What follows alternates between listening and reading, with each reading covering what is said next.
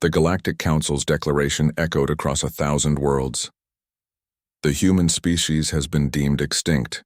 Their homeworld burns, their colonies lie in ruin, and their warships drift as debris in the void. The Sol system is now open for colonization. Commander Zixtal of the Hegemony Fleet couldn't suppress the satisfaction in his chittering voice as he addressed his officers. 300 cycles of human defiance ended in mere solar rotations. They called themselves the apex predators of their world. His mandibles clicked in what passed for laughter among his kind. Yet they fell like all the others. The holographic display showed the former human territories: Earth, a smoldering husk; Luna, cracked like an egg; the asteroid belt mining stations, nothing but expanding clouds of metal and ice; Mars, the red planet that humans had terraformed with such pride, now bore the scars of orbital bombardment, its atmosphere bleeding away into space. "Sir," interrupted Lieutenant Vexhan, her 4 eyes focused on her scanner array, "I'm detecting an energy signature from Mars's surface. Grid reference, Olympus 7. Zixtal's primary eyes narrowed. "Impossible. We glassed that sector personally. Nothing could have survived. The signature is strange, sir. It's not matching any known technology in our databases." Through the observation deck's reinforced transparasteel, Mars hung like a wounded beast. The planet that had once boasted sprawling cities and green valleys now looked like its ancient self, barren, hostile, forgotten. Yet something stirred in the ruins of Olympus City. Deep beneath the rubble, in a bunker that had been carved from living rock a century before the war began, systems that had slept for 50 years began to wake. Emergency protocols, older than most of the crew that had programmed them, initiated their final sequence. The bunker had been designed by paranoids and pessimists, humans who understood that sometimes extinction was just another word for taking a break. The first sign was a tremor, then another. The hegemony sensors registered seismic activity across Mars's Tharsis region, but Zixtal dismissed it as aftershocks from their bombardment. He should have paid attention. The mountain moved first.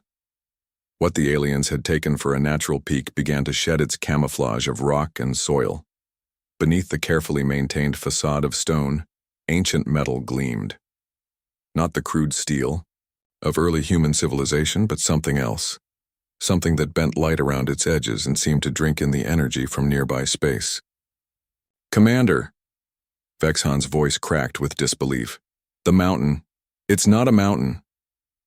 The thing that emerged from Mars would later be described in hegemony records as impossible, heretical, and a violation of known physics.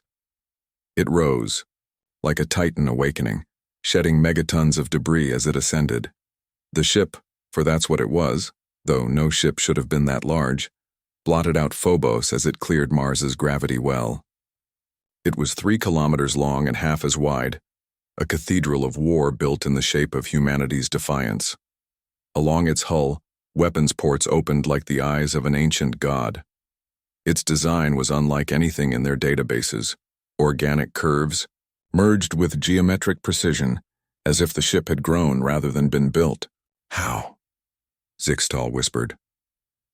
His answer came in the form of a transmission, not through their communication arrays, but directly into their minds. The voice was calm, almost conversational, but carried the weight of species-level fury. "You want to know how." The voice belonged to someone old, someone who had watched worlds burn and civilizations fall. "We learned from you." Admiral Sarah Chen had been dead for 30 years, according to every record in existence. Her ship, the UES Prometheus, had been listed as destroyed in the Battle of Proxima. But humans, as the galaxy was about to remember, were remarkably difficult to kill permanently. "Did you think we'd put all our hopes in one basket?" Her voice continued. "Earth was our heart, but Mars was our forge. Every defeat taught us. Every victory you celebrated showed us your weaknesses." The massive ship's weapons began to charge, reality bending around their focusing arrays. But that wasn't what terrified the hegemony fleet. It was the realization that this ship wasn't alone. Across the system, similar signatures began appearing. From the asteroid belt where humans had supposedly died in their mining stations. From the outer planets, where ice and rock concealed more sleeping giants. From the very debris fields that marked humanity's extinction, smaller vessels began emerging, not destroyed, but dormant, waiting. You see, Admiral Chen's voice carried a note of grim satisfaction. Humans have this peculiar trait. We're very good at playing dead. The battle that followed would be remembered as the Day of Resurrection. Hegemony fleets that had come to claim human territory found themselves facing an enemy that had learned from 2 centuries of defeat. Ships that thought like their crews, weapons that adapted mid-fight, and tactics that defied conventional military doctrine. But perhaps the most terrifying thing about the human counterattack wasn't their technology or their strategy. It was their patience.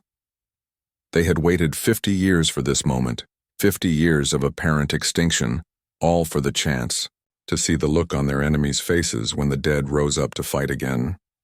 As Zixtal's flagship broke apart under the Prometheus assault, his last thought was a grudging admission of respect. Humans, it seemed, were indeed apex predators. They had simply been sleeping. The Galactic Council would need to revise their records. Humanity wasn't extinct. They had just been waiting for the right moment to prove that reports of their death had been greatly exaggerated. In the void of space, the Prometheus turned toward the next sector, its hull gleaming like a promise of vengeance. Behind it, Mars began to spin up its industrial complexes, preparing to rebuild what had been lost.